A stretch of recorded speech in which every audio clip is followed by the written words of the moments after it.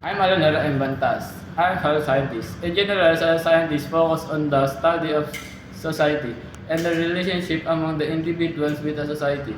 Social science converses with a spectrum of a subject, including the English with psychology, economics, political science,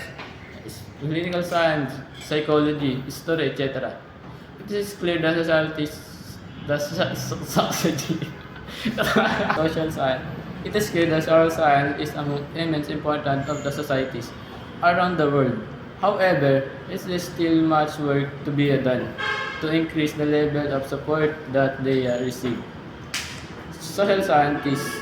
Social scientists help us image alternative future social scientists can act, debate, and give us a say in a shaping our collective future.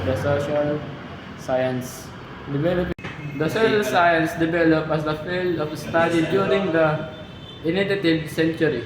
Social science help people understanding the consequence and the application. Go. Lang. There you go. Help people understanding sequences and application of a new technology. As age, but it seems enough to rely on the scientists.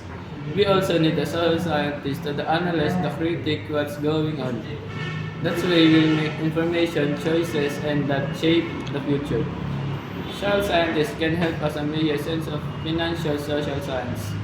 It is not important for the future, but for what's happening now. Our area is social science, not just economic, but also psychology, sociology, and the political science. Cut. Political science, sociology.